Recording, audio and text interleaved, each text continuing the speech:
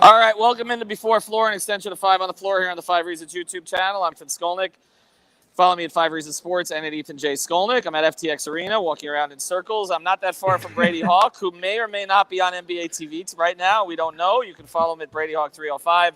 Tony Schwartz is definitely not on NBA TV right now. You can follow him at Tony Schwartz NBA and Alejandro Villegas, our producer, at Alejandro VG 32. I want to tell you about our sponsors real quick. It's going to be a quick show, so get in, get out with your comments, okay? We are sponsored, as always, by our friends over at Biscayne Bay Brewing, the official beer of the 5 Reasons Sports Network and of the Miami Marlins, but also you can get their beer here at the kiosks of the Miami Heat, a team unlike the Marlins that actually does things. You can check it out on the 100 level and the 300 level. Again, also at Whole Foods, at Publix, at Walmart, I think. I don't know about that one. I shouldn't say it. Definitely at Winn-Dixie and at our sponsor, Quarterdeck. But this is great beer, and it's locally brewed beer, so make sure you check it out. Also, our friend Mark Brown, marcbrownpa.com, the man with a plan. Just check him out in North Lauderdale. He's just north of of Cypress Creek Boulevard, off of Andrews Avenue. You need an estate plan. If you're young with a family, you especially need an estate plan. Okay, 954-566-5678, 954-566-5678. It's marcbrownpa.com. He's also got a title company right there in-house to help you out if you've got real estate that you need to deal with or you need to get your closing done. All right, let's get to it, Brady. First, I'll give the who's in, who's out here tonight for our crew. Again, Tony's in. No Ramlakan, no Ricky, no Greg. I don't know. We have enough. It's a Friday night fever. That's what it is. If this is they're all on the Jimmy Butler plan. But go ahead, Brady. Who's in, who's out? Yeah, mentioning Jimmy Butler, that's another one that's out tonight for obvious reasons. Felt like that was kind of leading up to this point. Victor Oladipo was a little bit of a surprising one. Back soreness, which just kind of, I guess, happens when you don't play basketball for that long. You kind of have to get adjusted in some way. The guys who are playing, PJ Tucker was questionable, but if he's ever listed as questionable, he's going to play. The only way he doesn't play is if he's listed as out, because as you see, if he gets in his car to drive to the game or if he goes through warmups, it's hard to kind of hold that guy back. And the other guy is Caleb Martin, who's coming back tonight after kind of missing some time. So 10 rotation guys basically playing tonight. So there's one major guy that could end up being cut tonight, or they can just end up expanding to 10. Does tell you the depth of this team when you have no Butler and no Oladipo, and we're still saying they've got too many guys for the rotation, Tony. But this OKC team, their best players are probably playing in 10th grade right now. With all of the draft picks that they have, this is an eternal rebuild. I know that LeBron loves it. But we've also seen that the Heat have played down the competition here, particularly in first halves against Detroit, against Houston. I don't want to say that this can't be competitive because we've seen the Heat can make anything competitive. Yeah, I mean, people can shoot the ball on us too. That happens a lot. And OKC just seems like one of those teams that might just put up a ton of shots tonight. But eventually there's going to be somebody off the bench that's going to show us a little effort. And OKC doesn't have any kind of defensive manpower to stop any of our shooters, any of our drivers. We have Caleb slipping tonight. There's nothing they can do with that. So we joked about the word blowout before we got started today, and I think that's kind of what we're looking at here with OKC, the future landing spot of Victor Wembanyama. We're already projecting where he's going. We'll see if Ned Presti and they decide to pay him once he becomes once his extension is up. But in all seriousness, again, I mean, the Heat are in this phase now where they've got games that are just get them out of the way, right? Just get them out of the way, get the W, and just keep going. And then they've got Monday in Philadelphia, which, by the way, I'll be attending, and I think our guy Sean Rochester may be there as well, although the Sixers were not generous enough to give us 2 credentials, so I apologize to Sean for that. But it does feel, Brady, like it's like they're in this stretch of the schedule. It's like tune-up game, important game, tune-up game, important game, right? Yeah, I guess. And we're talking about, Jimmy Butler and a veteran sitting, tying back to the PJ Tucker thing.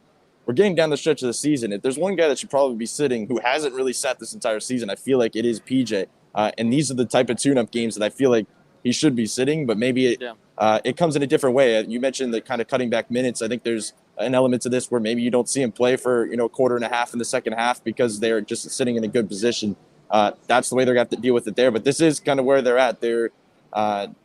They have to take advantage of these tune-up games because they're sitting nicely in the East, but obviously it could slip away quickly. And you can afford to maybe lose a game to Philadelphia in Philadelphia because you're sitting so nicely. Then you can maybe rest a Jimmy Butler if it comes down the stretch of the season, an extra game once you get to that point. But I guess you have to sit and lock in that spot before you can kind of go fully in there.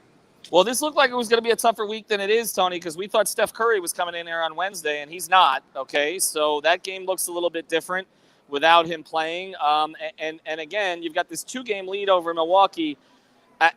That is, I mean, it could close quickly, okay? I mean, you don't have the tiebreaker over the Bucks right now, right? Yeah. I mean, and then all of a sudden you're looking at a different situation. I just want to throw one thing out, though, because people, I don't think I've hit on this enough, and everybody should check out the Off the Floor subscription service, because I was going to get into a little bit more of this on there, and I'll expand on it. But Heat fans, Tony, are a little freaked out about the Nets being into the 8, and I hear some of them saying, well, hopefully they slip to 9. You don't want them slipping to 9, because let's say Miami is 1, okay? If Brooklyn is the 9, they're likely going to win, okay, the 9-10 game, I would think, against whatever Flotsam or Jetsam ends up in the 10, right? And then they're going to be on the road against the 8 seed when Kyrie will play. So they're likely going to be the 8. You're almost better off, I think, with them. If you don't want to play them and you're going to be the 1, with them finishing 8, okay, and then somehow they end up in the 7 simply by winning that game. Is that fair? If you don't want to play them, yeah, I think it's very fair. The Heat right now are in a really great position where if they can just hold enough games and be the first seed, then whatever happens below them is, we just deal with and roll with. But if you don't want to play them, you got to get, you want them in the 7th. You want them to win some games. And, they're going into a Portland matchup tonight where they feel like us, they should blow that team out. The 7 or the 8, though, Tony. Like I feel like the worst case scenario is the Nets slip to 9. Nobody's talked about that. That's the absolute worst case scenario. Yeah. Because if they slip to 9, they're going to end up the 8. Like that's how this is going to play out. So so we'll go for it. All right, let's go tonight. We did an episode yesterday. Everybody should check it out. Tony was in on Floors Yours with us. We talked about Tyler Hero. That's still on the and what his potential may be tonight. Brady, this feels to me again like a Hero game. But I'm almost at the stage where it's like, I don't even want to see Tyler go off. I want to see somebody else go off. Like, we know Tyler's capable of it. Like, it would be nice to see a Kyle Lowry 18-point game tonight, right? Yeah, Tyler Hero games, you could say that based on every pregame show this season, because there's exploitable matchups for him every single night. The way he can just pop off scoring-wise, that is what it is. Talking about those other guys, with PJ Tucker playing, obviously Jimmy not playing feeds into this in a little different manner, but PJ playing makes it interesting to see how they deal with the PJ, Caleb, Markieff dynamic. Like, obviously, I think there's going to be points where Caleb plugs into what Jimmy does, so nothing probably changes. But off the bench, you could potentially have Tyler, Caleb, Strus, Markieff, and Dedmon. You're going to probably pick 4 of those, at least for early on, before things get if they kind of take care of business early on. But I'm interested to see how they kind of plug in there to these different spots, because I do still think, as good as Markieff has played, and I think there's lineups where he's perfect next to PJ. I think there's things he can exploit in the mid-range defensively, this versatility. Caleb still earned his spot. Like, Caleb has his spot as the backup wing on this team. So I think it's interesting to see how they handle that. But either way, it probably is a high chance that all 10 of them will probably see minutes tonight. I want to see Gabe Vincent get his shot back, too. I think this is the kind of game that would be helpful. We've seen Gabe struggle of late. He's been 30% now for almost 2 months after he was close to 40% for a while. That's another guy that I want to see perform better. All right, for any of this, go to prizepicks.com.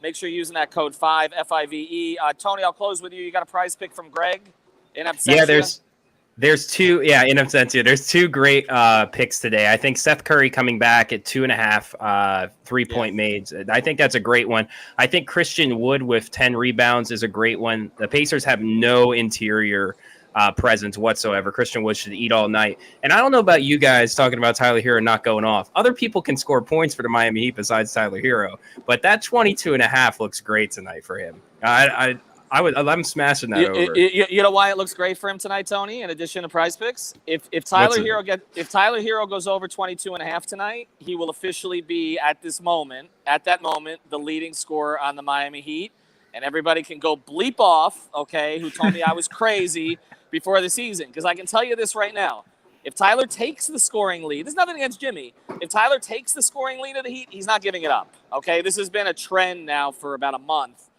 Jimmy's not coming back and putting up 30 consistently. to get it back. Okay, so that's the direction that this thing is going. All right, we appreciate everybody here. What are you doing here? We got Israel Gutierrez out here for OKC Miami. This must be a big night. Bring him over. All right, there we go. All right, thanks for joining us here. And again, check out our sponsors, markrappier.com, prizepicks.com, and of course, Biscayne Bay Brewing. Pace and space at halftime, I believe. We don't know what's going on at postgame. We'll have something. They'll have Figuring something. it out. There may be a post up. There may be a 5 on the floor. We're not exactly sure. Everybody is resting for the playoffs already, apparently. Have a good night, everybody. All right. Thank you guys for being here with us for the pregame show. Let's go ahead and review those standings in the Eastern Conference. The guys were talking about the different possibilities for the Miami Heat depending on what's going on at the end of the standings there. So they were reviewing and talking about the Nets, the possible situation with the Nets. Here's what's going on right now. Today, if the playoffs were today, the Raptors will be facing the Nets to trying to set up at who's going to be the 7th in the Eastern Conference, and then the Hornets and the Hawks will play to see who plays with the loser of the 7 versus 8 game. So that would be the situation there. It's almost impossible for the Nets to finish outside the top 10, and the Atlanta Hawks are also pretty much in. So it's probably going to end up somewhere close to what's right now. The only thing to be fought until the end, I think, it's who's going to be the 6th place here between the Cavaliers and the Raptors. That's going to be a battle that's probably going to last until the last game of the season. So let's go ahead and listen to the coaches to talking about tonight's matchup. The Miami Heat facing the Oklahoma City Thunder. Remembering we have Ethan Skolnick and Brady Hawk there at FTX Arena. Let's go ahead and listen to our coaches today. Miami Heat versus Oklahoma City Thunder. Here we go. First, let's see. Eric Spoelstra first. Yes, here we go. Eric Spoelstra talking about tonight's matchup. Jimmy is not playing and Vic is not playing. Same status as yesterday. Caleb and PJ are in then? They are both playing. Thank you. With Vic, is something he happened after practice yesterday? No. I think it's just the added workload, and you can do everything behind the scenes and all the conditioning. It's not like real game action, but we'll definitely be able to manage it. It's already starting to feel a lot better. Coach, obviously the Thunder come in struggling a little bit at this particular patch of the season, but what tends to be let me say it this way: what tends to be your focus in this space is really, working and beating everything you all can be. Is this one of those nights? Yeah, we just continue the theme that we talked about. This is an important week for us, and we want to get better. So we've had 2 good practices. We had a quality game the other night. We had to manage through some different things, and you play teams like this, and they have guys out of the lineup, and their record is what it is. Those teams can be extremely dangerous. With 10, 12 games left in the year, they're just playing free, and young guys can play with a lot of confidence, and they can become dangerous. The thing that we know about them is they're a relentless attacking team, off the dribble, off the drive, off cuts, things like that. And that's something we've been trying to work on anyway. Eric, Jimmy's had a run of ankle injuries. You also know Jimmy does not tape his ankles, does not like to tape his ankles. Is that something that might have to be reviewed by the team, or has there been discussion about that already? When people get hurt or injured, you just try to manage all the noise. Everybody's got an opinion about everything. We'll handle it. Jimmy's going to handle it. Our training staff is great. We'll take care of it. Thankfully, this is not something that's long-term, but we'll manage it. Eric, what makes Shea unique and difficult to deal with in what his game is and what the packages that they run offensively? Yeah, I think he's got, everything that a young guard, he has so many things that are qualities of a great guard. He's got size. He's got a handle. He can get to where he wants to go to on the floor. He's improved his shooting. He can get to the free throw line. He's a good passer. And he's young. He's ambitious, so he's gotten better, each year. and he's playing his best basketball, I think of his career really the last few weeks. All right, Coach. Thank you. Thank you. All right, that was Eric Spoelstra talking about tonight's matchup. How dangerous can these kind of teams that are not really fighting for anything in these last games of the season? The Miami Heat, again, with a 2-game advantage over the Milwaukee Bucks and trying to get that first spot to get home court advantage for the entire playoffs. And that's the main issue they're after right now in this particular time in the season. Let's continue now with the Oklahoma City Thunder coach. Let's look up his name. Mark, I was practicing this. Mark, this is French or something. Dignault. Mark Dignault or something like that. Well, I tried. Here we go. Let's see what he had to say about this game. No, wait a second. Wrong clip. Give me a second. I'll be right back before we actually go and listen to tonight's or today's podcast. The guys did it in 5 on the Floor. Give me a second so I go back and look for that particular clip. See if I'm right here. If not, we'll go right ahead and straight to the podcast, and we'll read some of you guys' messages, and that will be it for today. But we have the entire podcast, so stay here with us in the 5 Reasons YouTube channel. Yes, here's the actual clip. I don't know why it didn't download. So let's go ahead, and now it's downloading. Give me a second so I get it right here. Don't worry. Alex, we got you here. Clippers played T-Wolves. Lakers played the New Orleans. Let's review which other games are being played tonight in the NBA as we wait for that particular video to download. What else? We have, right now the Mavericks facing the Sixers, the Nets facing the Trailblazers, the Wizards playing the Knicks, the Nuggets playing the Cavaliers. We were talking about the Cavaliers earlier. The Grizzlies playing the Hawks, and the Lakers playing the Raptors. Some of the games that are going on tonight besides the Miami Heat facing the Oklahoma City Thunder. Okay, I got it now. This is Mark Dignault from the Oklahoma City Thunder talking about tonight's matchup against the Miami Heat. Here we go. Now we got it. I'm going to hold starters. Shea is available. He continues to manage that ankle, but he's going to push through tonight. And then Giddy, told you a couple weeks ago, we'd give you an update on him. We're going to have more on that at the end of this week, the end of this upcoming week. So he continues to go through the process, but no update other than that we're going to move that to next week. What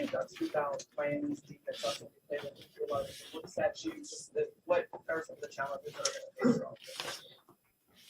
I think they have great fundamentals and great habits, and I think it allows them to scheme and play a lot of different defenses. You can tell just watching them go through the regular season, the little that I've seen them, that they kind of sharpen their blades schematically for the playoffs, but their habits are constants. They're really, really good on the ball. Their help is extremely engaged and aggressive.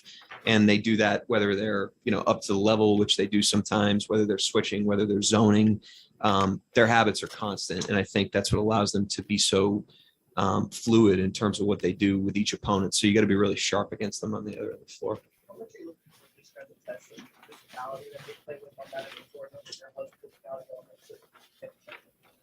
Yeah, I mean, they bring the fight to their opponent every night. That's why they're such a good team.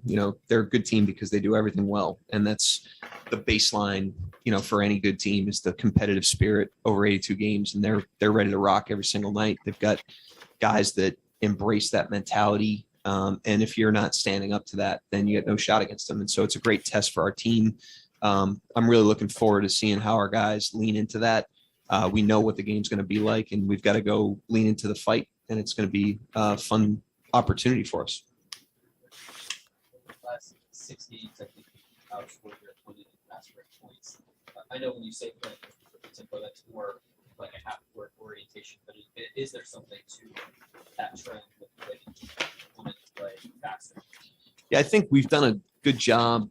Really, I think since the new year, we've made a lot of progress in this, and lately especially, we've done a really good job of just getting the ball out of our hands quickly, playing off the catch, putting each other in advantages, making simple plays, quick decisions. And that starts, on misses and turnovers, especially. And so I think that's made us faster. It's not like we have faster players on the court or anything like that. The ball is the fastest player on the court, if you will. And I think we've done a good job of utilizing that, and we've got to continue to do that. I think it's got a large, it's a large reason why our offense is ticking up right now. This is more of like a coaching based on the if sort of anomaly is happening with the other teams. It wasn't necessarily scouted report, guys going on. I think last game, Spurs don't take a ton of threes, don't have to get, and yet they are, firing away. What's your approach in game of this way? Anomaly thing is happening.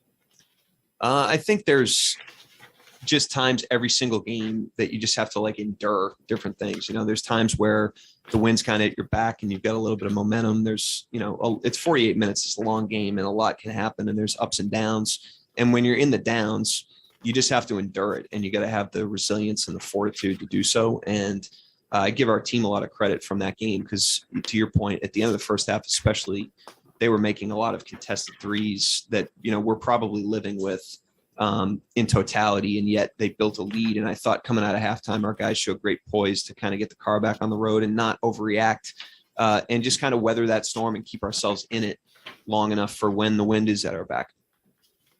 Clarify on Josh, there will be an update in this week or in A week from now, about end of next week. Jeremiah, is that the initial time was 6 weeks? Similar. I mean, he's going through return to play protocols just like the rest of these guys. So, with his particular case, it's a bone, and you've got to be pretty sure that, he's healed before you do anything with him. But he's going through his process. To play, I mean, hopefully we've got these guys on a typical return to play protocol, and obviously we're heading towards the end of the season, and so that factors into those decisions. But we're progressing each of them, on the same protocol that we would, mid-season or early season or summer.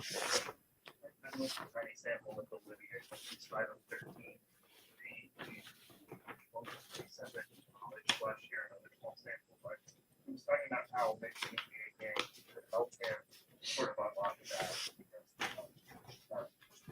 Do you see that being a part of this game? I mean, it is so far. He steps into it with confidence. He did with the blue. That was pretty impressive. He's not overly reliant on it.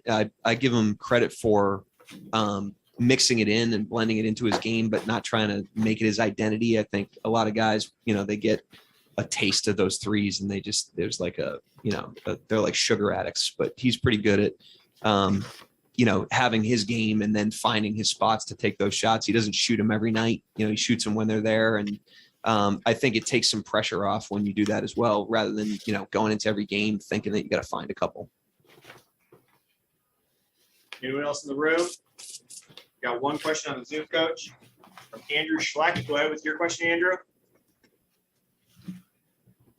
Mark, how much attention are you paying to the NCAA tournament?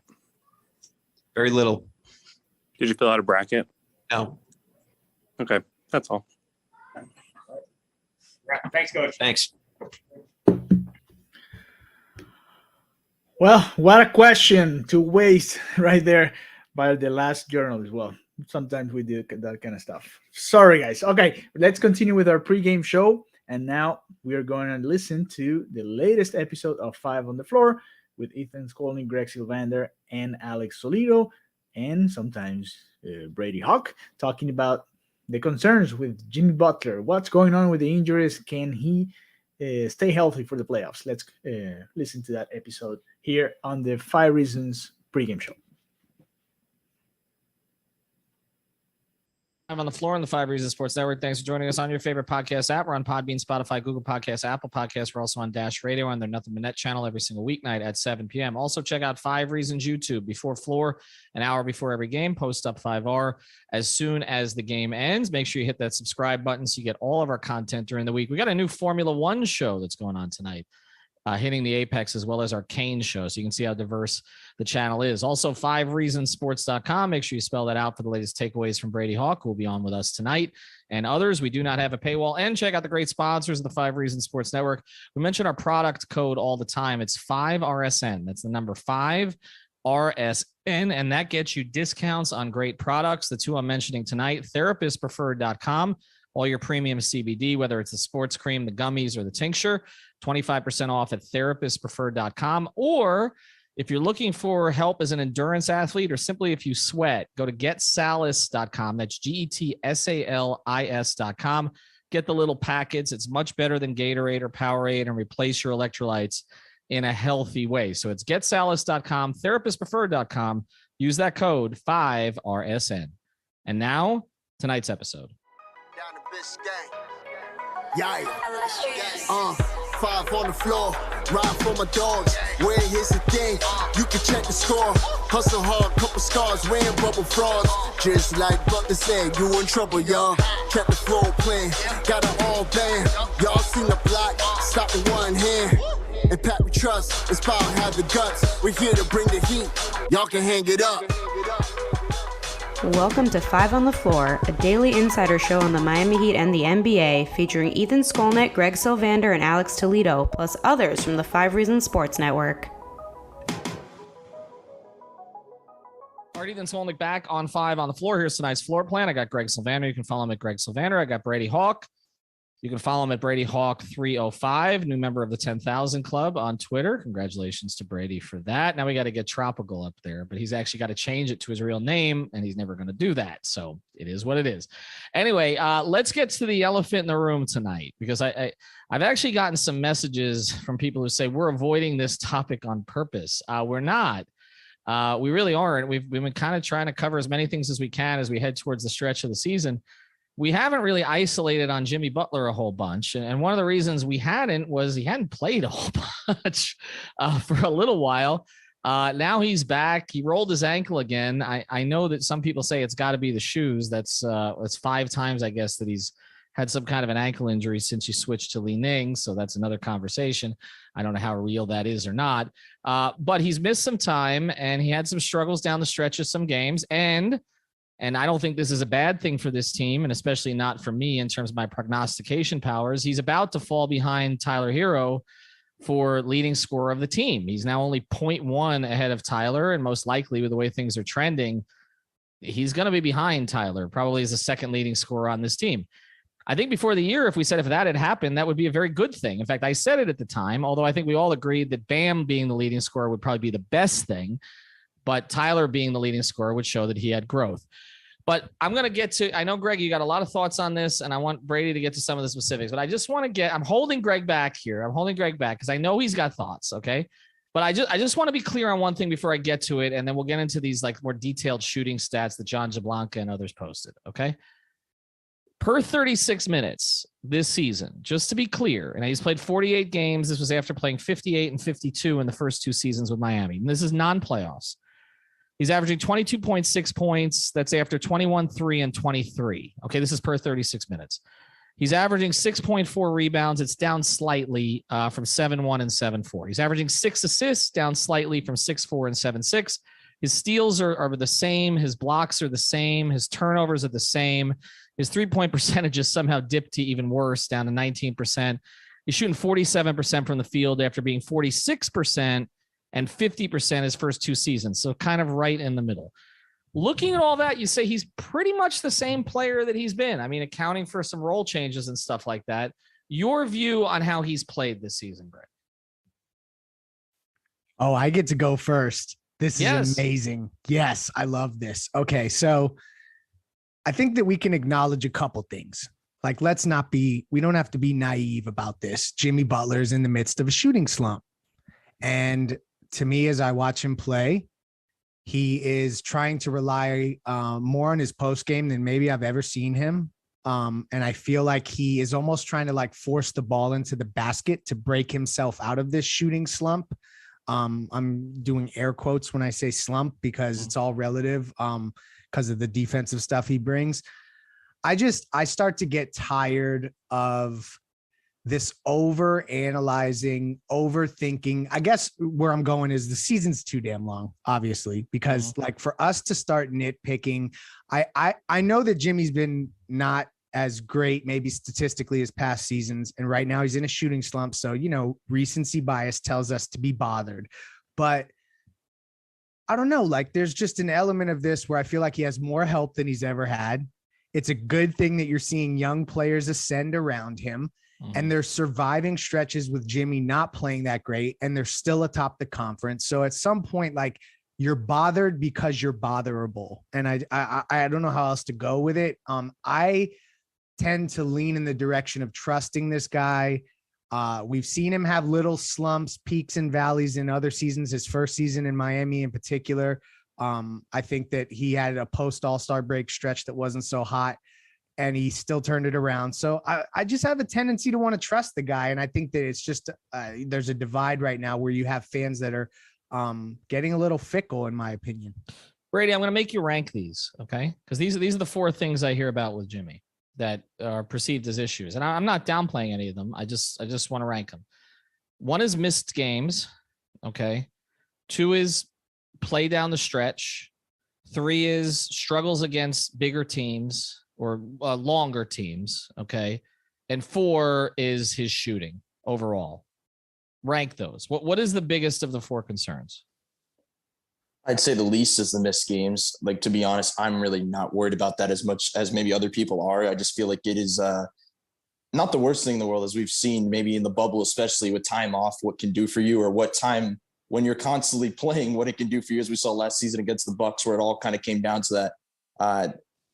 If I'm going to go backwards here, I'd say 3rd maybe is the length dealing with, because I just feel like maybe it's gone to a little bit too much. Like, I know I talk about it a ton because we're talking about it in terms of Jimmy Butler. Like, we're not talking about it.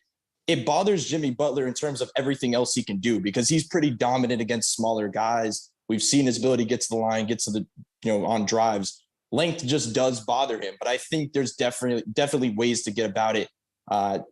2nd, I'd probably say, is the shooting. And to be honest, because I just feel like there's so many other elements to his game that I'm not totally worried about it. I know the numbers could jump out, or certain games, if they're blocking off the rim, is kind of ties into the length. That's why I'm kind of putting it 2 and 3, because I feel like these 2 things tie in together, because when you don't have the shooting and there's also length, those 2 things kind of go hand in hand. If I'm going to say number 1, I feel like it is the late game scoring, the late game offense, because it's also him kind of handing the keys off in a lot of ways. Like, it's also him trying to create and find different ways to score, try and find different plays that Spoelstra wants to get him into.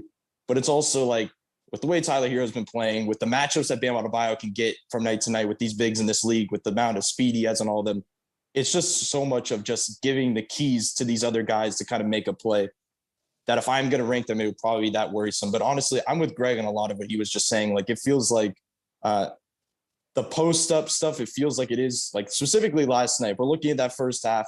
What was it? Ended up being 2 of 9 shooting. That was nothing to do with the ankle. Like, that all happened before that point. It was just a lot of forcing inside the lane when he couldn't get the post up. Basically, their whole offense in that game was whoever Corey Joseph was guarding, they're going to spam a post up, either Bam or Jimmy. So it just felt like it is a lot of that type of spamming. And when it doesn't work, and when it's not working around the rim for Jimmy, like I just said, it just ties into the shooting struggles.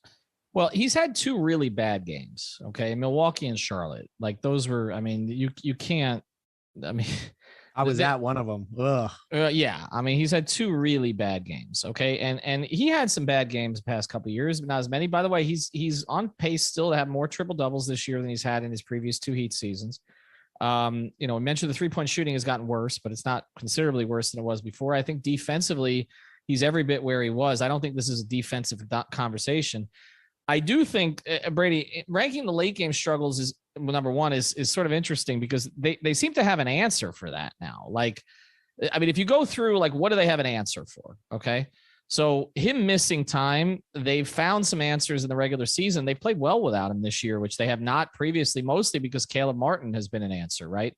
The shooting problems, they've worked around that for 2 years. Okay. That's so it's not ideal to have your 2 best players who are not plus shooters and sometimes not willing shooters, but they've worked around it. Okay. You look at the struggles with length. I feel like that's isolated to a few specific teams, Boston, Toronto, Cleveland, maybe. I don't know how many of those teams they're going to see in the postseason.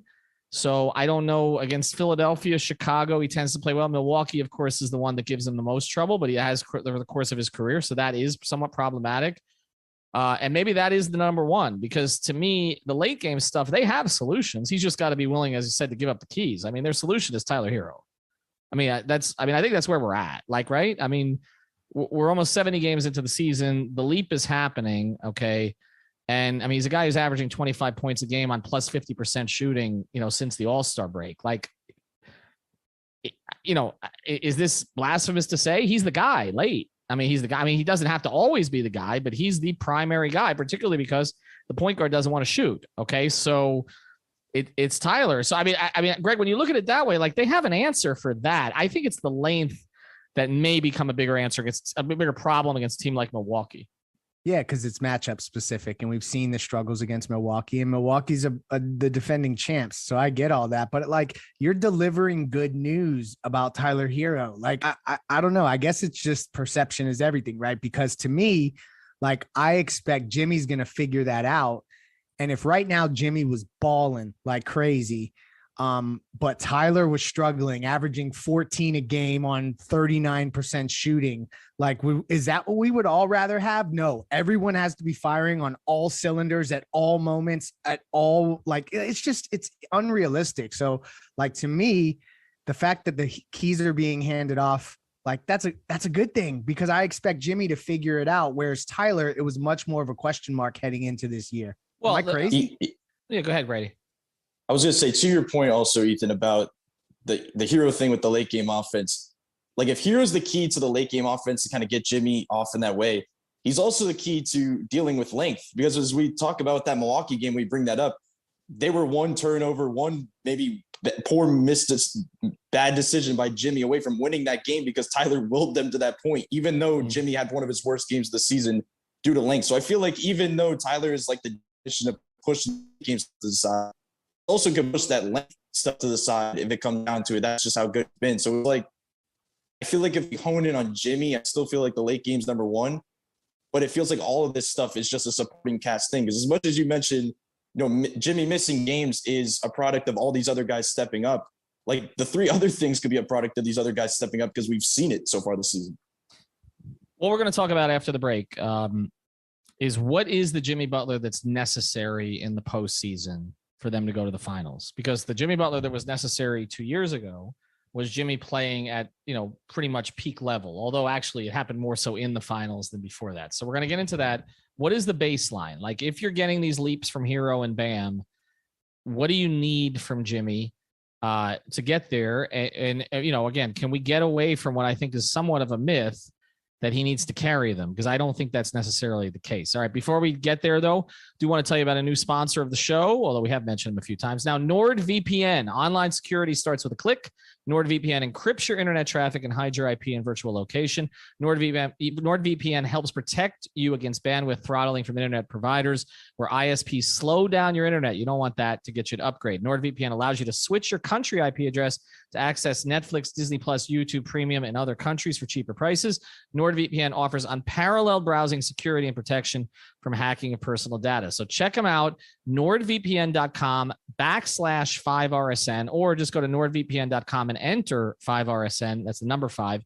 Again, our promo code, and you get a discount on your NordVPN plan, 1 additional month for free, and a bonus gift at checkout. All of this completely risk-free with NordVPN's 30-day money-back guarantee. So check them out, nordvpn.com/5RSN, or use the promo code 5RSN and start saving with the world's leading VPN provider.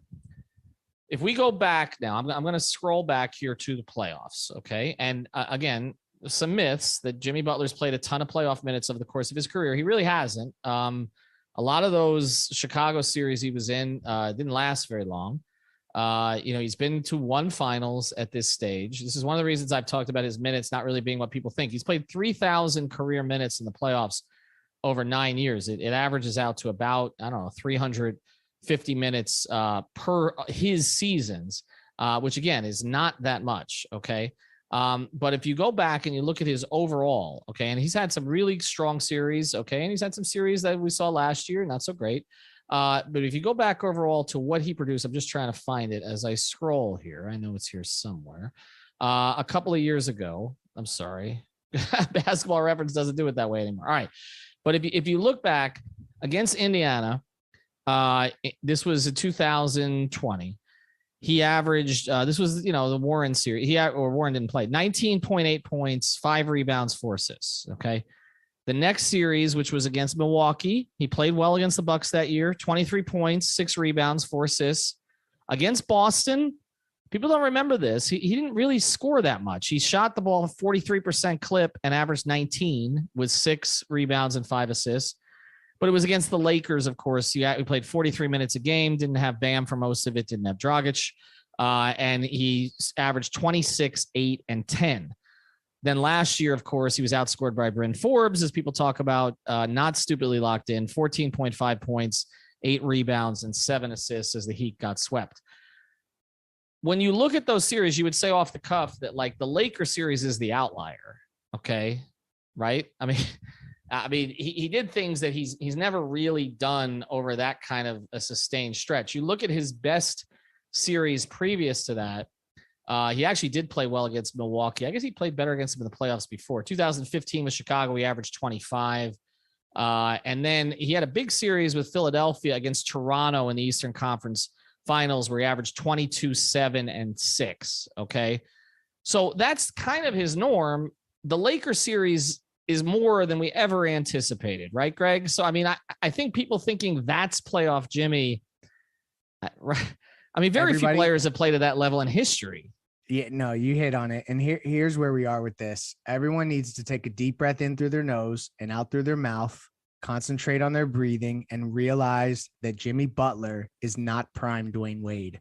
It's just, and I just think that there's an expectation level that we need finals Jimmy throughout a playoff run. And that's just not what I think is necessary. I think that if we're talking about a baseline for Jimmy Butler, as you kind of alluded to as you started the segment, it's what he's averaging this year. And shout out to Jeff Nicholas for this tweet. He said the complete list of players averaging 21, 6, and 5 on 58% true shooting.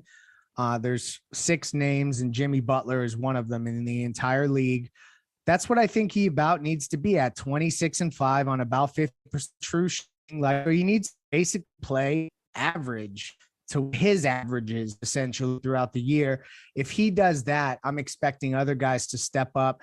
They're going to probably end the season with 3 guys close to 20 points per game. Tyler is now at the 21 point per game mark. They haven't had 2 21 point per game scores since CB and Dwayne were here after LeBron left. So like, I just don't subscribe to the belief that he needs to go finals Jimmy for this team to succeed. And that's, again, good news.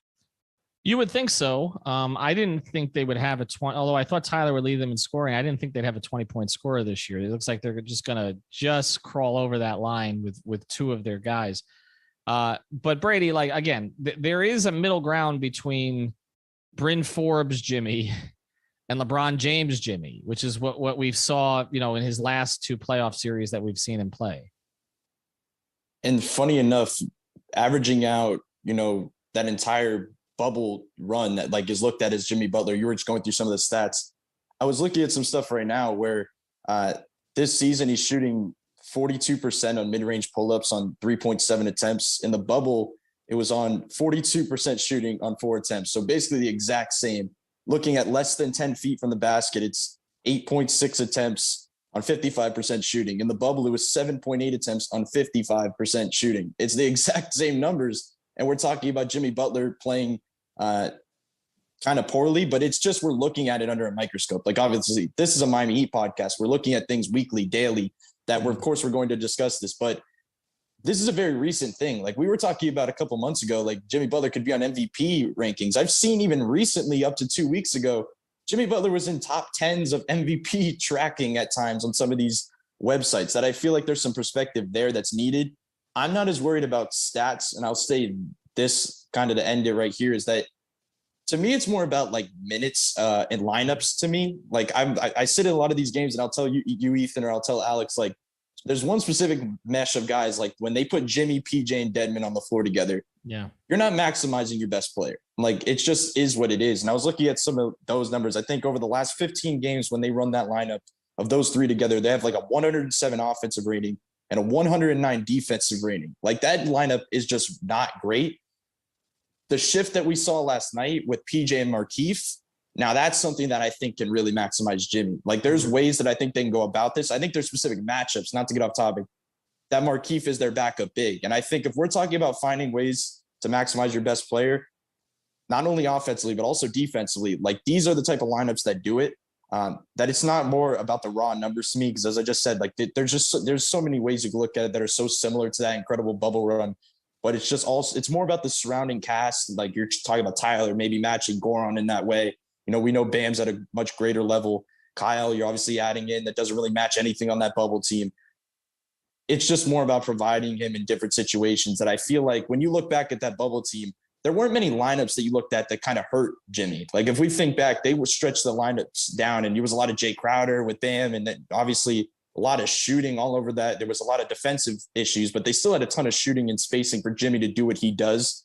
That I still feel like that's kind of more important than anything else. And also last stat I was looking at was he's still top 7 in free throw attempts when he's driving. Like he's like still like middle of the pack among top players with drives. But we've seen, I mentioned before, how Kyle is kind of last among 89 players in field goal attempts. He's still top 7 in free throw attempts. That he's still that same Jimmy Butler that when he's getting in these type of driving modes, and he's not spamming the post ups, he's still able to do Jimmy Butler things. It's just maybe a 2 for 9 night or a bad night against Milwaukee will kind of put a sore, thumb on some things. But generally, I don't want to go too negative on this because there's just too many. I just feel like it's just too tight of windows to kind of point out. I'm going to ask you guys a tough question after this, and I'm not going to tease it. So hold on. Okay. Because you both have said something here on the podcast and that we have taken for granted. I want to know if it's changed.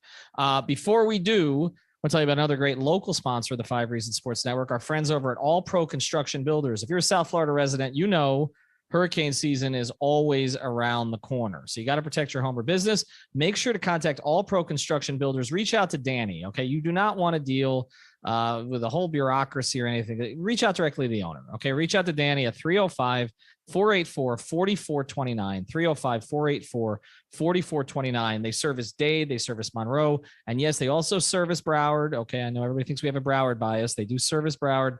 And okay, they use only locally made products, American made. They're family owned and operated. You will only, like I said, deal with the owner from start to finish. They offer competitive pricing, but also quality service. So contact them for a free estimate. And if you mention 5 Reasons Sports or 5 Reasons or 5R or 5RSN, whatever the hell you want, you'll get a 10% discount. Okay. So reach out to Danny, 305-484-4429. And also check them out on Instagram at All Pro Construct and Builders. The website is going to be up there soon. All right. You both said this here on the podcast, and I'm just curious because I think this frames the discussion because, okay, you're watching Kevin Durant go for 50, and then the next night Kyrie Irving goes for 60. You're watching, what Joel Embiid has done this season, what Nikola Jokic, what Luka Doncic. I mean, these are considered to be true number ones, right? The best player on their team. They compete for best player in the world, Giannis, etc. If LeBron wasn't playing with like the little sisters of the poor, then he would be in this conversation as well, right? Well, actually they're the old sisters of the rich, but should no longer be rich. But you both said this: your best player has to do that. You got to get your best player out there with this guy. Your best player is there still a consensus here? Is it a clear demarcation?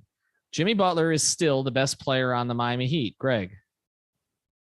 Yes, but I have an inclination to say that by the end of this playoff run, we may be pointing in another direction. And again, it's going to be delivering good news. Brady, which of the two guys is he talking about? It's an interesting conversation because I think we would have just said one, but I mean, guys averaging 25 on 51-41 splits since the All-Star break, for 51-40 or 47 splits, something crazy like that. But Brady, I'll get to the first question. Is he still the best player on the Miami Heat? Jimmy Butler. Yeah, he's the best player on the Miami Heat. I don't think he's the best scorer, and I don't think he's the best defender, but he's the best complete player on the Miami Heat. Like that's when you're asking that question. That's a good sign that you're asking which player Greg is referring to, because it could be multiple, because there could be 2 different ones. And I think that's why it's a good thing here that there's different players around him. But yeah, he's the best player on the Miami Heat. Don't forget about the shooting, forget about all the things that worry about it. When it comes down to it, I still believe so. And here's what I think. I think he still is. I think he still is as a complete player. I think this team still draws their energy from Jimmy Butler. I think they still they take their attitude comes from Jimmy Butler. It doesn't come from Bam. And it may start to come from Tyler someday. I think he's got the potential for that. I think his scoring bursts and the way he acts during them create some of that energy. But this team is a Jimmy Butler production. Okay, it is Kyle Lowry, PJ Tucker, even Markieff Morris. These are Jimmy Butler type guys. Okay. But I will say this, and this is why this discussion, the late game stuff I've talked about, I'm concerned about it. The struggles against a team like Milwaukee and their length, I'm concerned about it. Okay. The shooting, he's worked around that before. They can work around it again. He's smart enough to do it. There were things Dwayne couldn't do late in his career either. He worked around them. Okay. But here's the thing. Forget Lakers Jimmy. You're not getting that again. Okay. That was a unique circumstance. It was driven by emotion, the bubble, his coffee debut, all of the rest of that stuff. Okay. It was driven by that. All right. And not having Dragic and playing for his guys and then not having Bam and me against the world and competing with LeBron. You're not getting that Jimmy Butler again. Put it aside. It is not happening. Okay. But I do think you can get what Jimmy Butler averaged in that postseason overall. Okay. And if you can get that, he didn't have guys like he has now. Okay. This Tyler Hero, it drives me insane when analysts talk about he's back to bubble hero. He is twice the player of bubble hero at this stage. Okay. And Bam. Okay. With him also, he is a far better player. Still some frustrations. Okay. No question. Still there more that he could be doing on a consistent basis offensively. 3-point, taking 1-3 a game. That hasn't happened. I think he's taken 1 the whole year. If he's taken 1, I thought it was 1. Okay. But he's got better players around him. And even Kyle Lowry, okay, I know they don't have what that Dragic was, but even Kyle Lowry refusing to shoot organizes their offense better than anybody they had at that time. And PJ Tucker, once he gets some rest, to me is an upgrade over Crowder. And they didn't have a Max Strus then, okay, who could create, or Gabe Vincent or some of these other guys they have. They just need to get the Jimmy on average from that postseason. And I do think he's still capable of that. And that's why I don't think this is a huge concern. To me, the thing going forward is in a year or two, he's missing time now. The ankle is a consistent problem. The wrist doesn't appear as totally healed. And he's going to miss more time. Like this is not like the most games he's going to miss with the Heat. I don't think he's going to play 60 for the Heat ever again. Okay. And I think he's missed 25% of the games he's played since he came to Miami. Yeah, and I think people are going to get frustrated with that contract as we go forward. But I think for right now, this season, if they get Jimmy from 2 years ago on average in the postseason, which I do believe they can get, they have enough. Okay, that's the way that I view this. Okay, so I think, again, there's a more nuanced conversation that's happening on Twitter. We needed to have it. We appreciate Greg and Brady here. Also, nordvpn.com/5RSN, therapistpreferred.com. 5RSN, getsalas.com, 5RSN, all pro construction builders, 5RSN, 5 reasons, whatever the hell you want to do, get your home protected. Have a good day, everybody. Thank you for listening to the 5 on the Floor on the 5 Reasons Sports Network.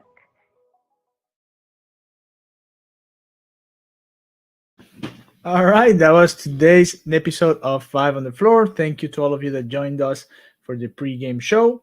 The starting 5 for tonight's game, the Miami Heat facing the Oklahoma City Thunder, is Bam Adebayo, Gabe Vincent, Duncan Robinson, Kyle Lowry, and PJ Tucker. So it's going to be Bam Adebayo, Gabe Vincent, Duncan Robinson, Kyle Lowry, and PJ Tucker. That's the starting 5 for tonight's matchup, the Miami Heat facing the Oklahoma City Thunder. Join us for the halftime show, Pace and Spaces on Twitter, and then here on the YouTube channel. We're still figuring out what we're going to do, but we're going to have something for you guys, either a post-up show, a different version with different people, or an episode, a live episode of 5 on the Floor here on the YouTube channel. So pay attention to the 5 Reasons Twitter account, and we're going to be giving you more details throughout the game. Have a good night, enjoy the game, and we'll see you later here tonight.